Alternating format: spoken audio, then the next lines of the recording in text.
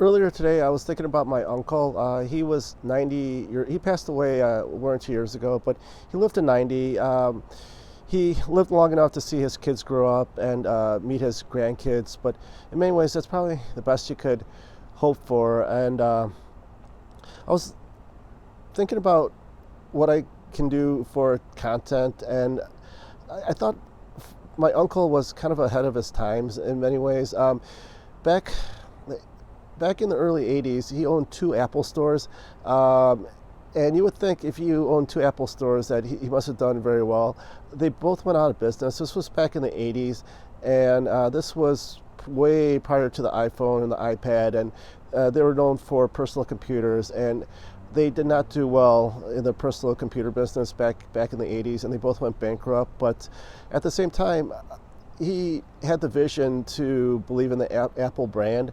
And then when the internet was a thing early on, he tells me something very random, and he suggested that I make a website, and I'm like, okay, what am I going to put on the website? And he said, well, say this is me and talk about your hobbies and what you're into. And my cousin at the time was like, that's a very strange thing to say, but in hindsight, he was ahead of his time, because that's kind of what social media is. It just a lot of it is just random, regular people talking about what they do and what they're into. So today, my video is about what I'm, the sports teams that I'm into. The first sports team that I'm into is the Chicago Bulls. I've been a Bulls fan since the for the last 35 years, ever since I'm a teenager, and I'm 54 now. But I did not start watching them until they started winning championships. I just happened to catch the series right before they met the Lakers in the finals, and one of my friends, he did not like the Bulls, and he just hated it that I didn't follow any teams, but he thought I was a bandwagon fan, and I'm like, why don't you like the Bulls? And I kind of get his rationale. This was in the 90s, and he's like, listen, I've been a Cubs fan, I've been a Hawks fan, and I've been a Bears fan. The Hawks haven't won in my lifetime. The Cubs haven't won in my lifetime. The only thing I am holding on to is the '84 Super Bowl with the Bears. But you started watching a team that started winning championships, and you don't know what it's like to watch a team year after year after year just like break your heart. And he tells me something, and he's like, listen, you're not even a Bulls fan. You're a Michael Jordan, Scottie Pippen, Phil Jackson fan. And I was kind of confused by him saying that. I'm like, what do you mean? I watch every game. I read every article in the paper about them. And he said, listen, I'll believe you're a Bulls fan once the dynasty's over and you could watch every game when they're losing 60 games a season and they're not making any headway, they're not getting any better. Then I know you're not a fair weather fan. I thought that was very interesting. So 35 years later, I can say I am a Bulls fan. When the dynasty was over, they just were awful. They're still getting better, but they're still not great. But I still watch probably 75 out of 82 games a season, so I am still a Bulls fan. But I'm glad he did challenge me like that, because I could easily see myself not watching the Bulls after the dynasty was over, just because I'm used to them winning and they're not winning anymore. But the second sports team I'm into is actually the Indiana Fever, which is very strange to me, because I never got into college basketball, either on the men or the women's side. And but my friends told me, you watch a lot of the NBA, why don't you watch college basketball, and then you'll know who's going to be good coming out of the draft. Last year, everyone was telling me that Cooper Flag was going to be a great player, and it is strange. I didn't care about Cooper Flag in college, but now that he's out of college, he's in the NBA. He is one of my favorite players, and I will try watch Dallas games to watch Cooper Flag, but I did not care about him at all when he was in college, which doesn't make a lot of sense. But I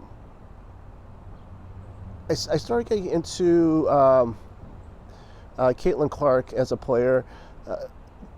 there used to be a Bulls announcer, Stacey King, R.I.P. He passed away over the summer with a heart attack. A good guy, but he would comment about Caitlin Clark, saying, "Oh, that she's got that dog in her," and I would catch some highlights on the local news, and I'm like, okay, she seems like an exciting player, and but can she live up to the hype? But it was very random. I was over at LA Fitness, and I was doing the elliptical, and they happened to have one of the Hawkeyes games on, and it was with Caitlin Clark was playing, and she hit a 3-point shot and it went in, and I got hooked instantly. I became a Caitlin Clark fan.